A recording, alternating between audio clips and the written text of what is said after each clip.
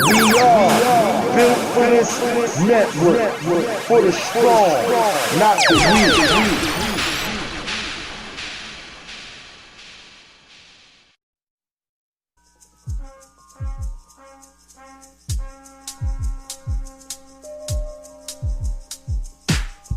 It's your boy D Greatest from South Central. Tune in on Sunday for Sunday Night Love Jones, 4 o'clock, 7 o'clock Eastern Standard Time, and on Mondays for Monday Night Love Jones, 4 o'clock, 7 o'clock Eastern Standard Time for good music, good conversation, and good vibes. It's all about the love. Yeah, man.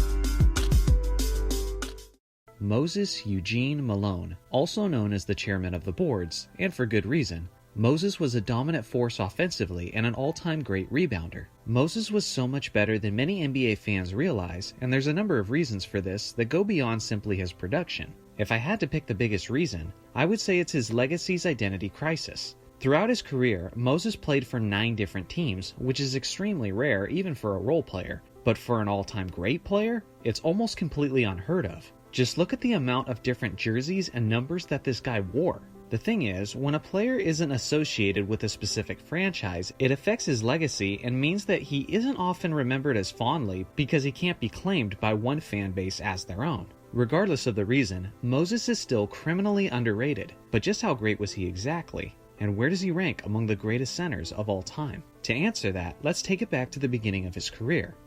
The 6'10 Moses was drafted in the 3rd round of the 1974 ABA draft by the Utah Stars. He was selected relatively late and straight out of high school, which wasn't a very common occurrence. In fact, at the time, the New York Times even called him the first high schooler to go straight to the pros in modern basketball history. He immediately proved he was more than ready. As only a 19-year-old in his rookie season in the ABA, Moses averaged 18.8 points, 14.6 rebounds, and 1.5 blocks on 57% shooting. This was good enough to make him an ABA All-Star in only his first year. The Stars eventually lost in the semifinals to the Denver Nuggets in 6 games. Unfortunately, Moses would not be enough to save the Stars franchise from their massive debt.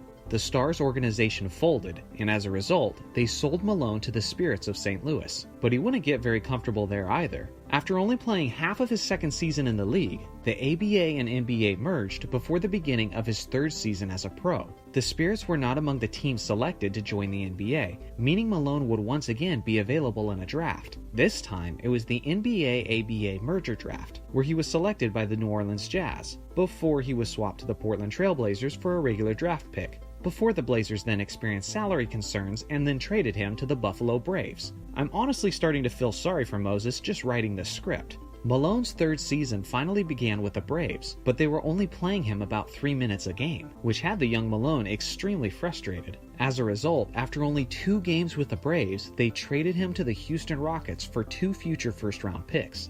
Moses was barely into his 3rd season as a pro, and he had already been claimed by 6 different teams. The good news is that Malone would finally find a somewhat long-term home with the Rockets, and the frustrated and determined 21-year-old was ready to make all of the doubters look stupid, and he would do just that. He played 80 games for the Rockets at about 31 minutes a game, and he averaged 13.5 points, 13.4 rebounds, and 2.5 blocks on 48% shooting. They eventually lost in the conference finals, but this was just a taste of what the Rockets and Moses were capable of. The following season, he averaged 19.4 points, 15 rebounds, and 1.3 blocks on 50% shooting. The only problem was that this year was cut short to just 59 games played when he got a stress fracture in his right foot, and his year was done. But when he would return healthy the following season, the prime of his monstrous career would begin. 1979 to 1982 was his best 4 years with Houston, and in that stretch, he averaged 27.4 points,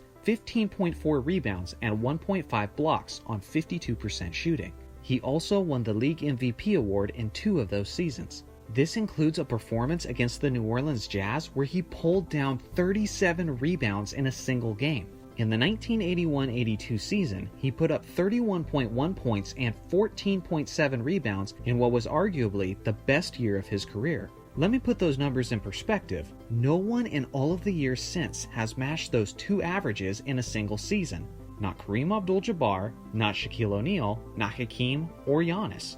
No one. Statistically, he stood out far beyond his peers. From 1979 to 1985, he won 6 rebounding titles in 7 years, including 5 straight. His 6 rebounding titles is the 3rd most in NBA history, behind only Dennis Rodman and Wilt Chamberlain. And his streak of 5 years is the 2nd longest streak ever, behind only Rodman. The insane rebounding numbers he put up were not a product of his era either. In the modern NBA, teams are averaging around 45 rebounds a game. In Wilt Chamberlain's era, teams were averaging anywhere from 53 to 73 rebounds a game. And in Moses Malone's era, teams were averaging around 43 rebounds a game. Malone's era put him at a rebounding disadvantage, yet despite playing in the era with the fewest available rebounds in NBA history, Moses still put up video game numbers. With all of this being said, when it came to elite teams, the Rockets were playing in one of the most top-heavy eras in basketball history. The closest they came to winning the championship with Moses leading the way was in the 1981 season, but they lost in the NBA Finals in 6 games to the Larry Bird-led Celtics. If Moses was going to win an NBA championship in that era, he was going to need an even more talented supporting cast. Enter the summer of 1982 free agency.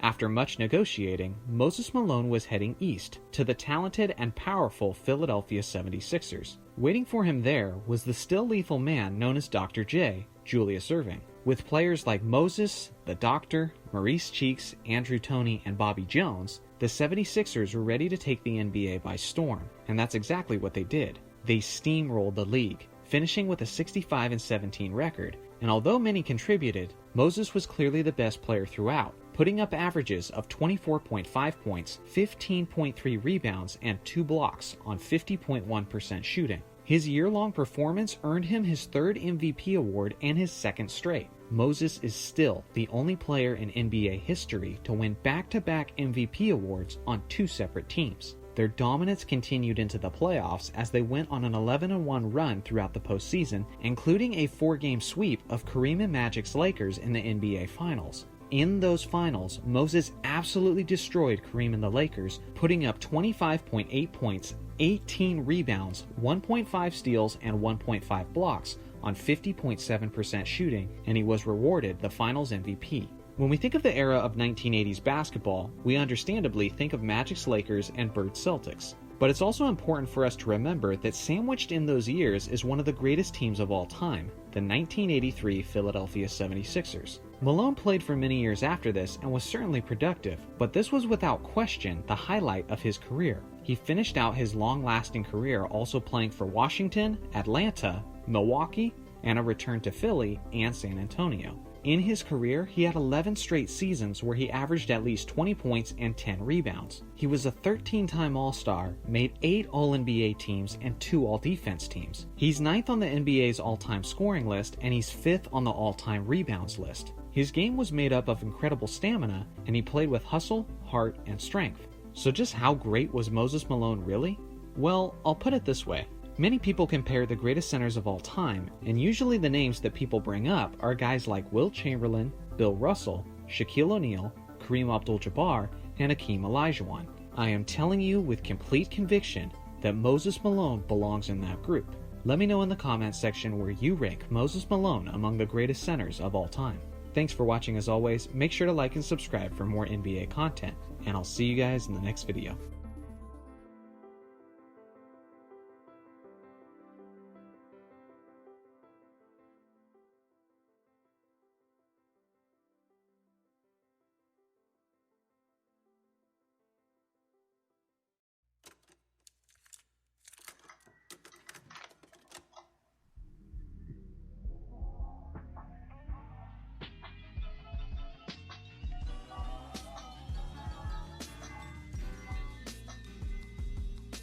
Good evening. It's your man H-Rap B coming to you live and direct from Late Rent Loud Music Studios. This is the End of the Bench Podcast. Thank you for tuning in. And remember, it's a podcast, so if you're not here now, you can always reach me by a myriad of opportunities. You got iHeartRadio, Spotify,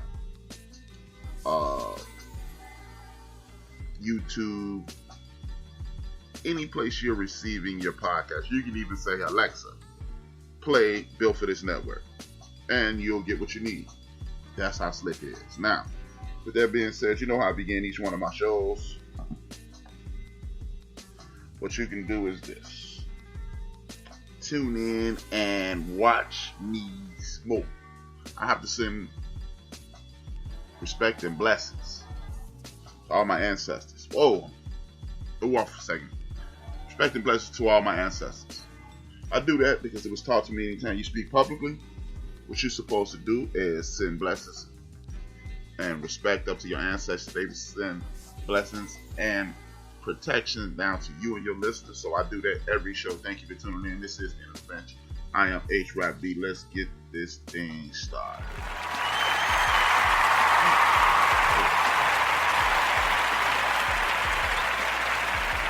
As usual, we'll be joined by my main man, the worst employee of the year, not the employee of the month, the worst employee of the year, Big Illinois, shortly. But until then, what I'll do is entertain you otherwise. Now, the sports world is on fire as usual. We have a whole lot to talk about. There's a lot going on. We got coronavirus. We got leagues that may be opening. Some may be closing. I want opinions. We got the Pac-12 athletes doing their thing. At the end of the day, what I want to do is focus on that for a second. And the reason I'm going to focus on that, I'm not even going to go any further. I'm going to focus on that, and then we'll talk about the rest when Big Illinois gets here. The fact that people are surprised that college athletes are protesting lets me know that most people have never paid attention to anything past their birthday. It is a tradition in America that people, or young people, protest, especially collegiate people. If you know anything about the 60s, most of those young men and women were collegiate age people who started, who initiated things like the civil rights movement, kept things going and kept things pushing in that direction. So if you're shocked that young people are at the forefront of protests, it makes me question your intelligence. But I understand the idiot box tells you that this is something new, this is something unique, this is something fantastic, and that's just not the case. Young people have been spearheading protests since the word go. It's just the way the world works. Young people push things forward because it's just simple mathematics that lets you know that young people are at the forefront of protests.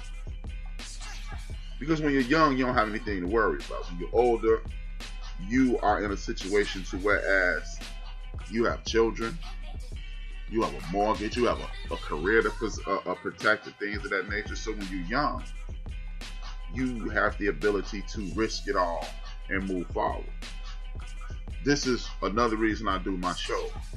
I want to bring light to the dark. I want to eliminate all these farce and these preconceived notions that some things are the way they are just because they say it on TV. I get it. I really understand that we use the television as a tool, but it shouldn't be the only tool in our toolbox. Young people are at the forefront of protests at the beginning of time. Older people, they want change, but they can't enact change simply because they have too much at stake. So when you look at television and you see people say, hey, this is something new, young people at the forefront, all you have to do is mention Dr. King died at age 39 years old. Malcolm X died at age 39 years old. Stokely Carmichael, who changed his name to Kwame Ture, the Black Panther Party of Self-Defense, Bobby Seals, Huey P. Newton, H. Rap Brown, and others, they were all young men. The people were SNCC, the Student Nonviolent Coalition, the great John Lewis, so forth and so on. understand when you're dealing with people on that level,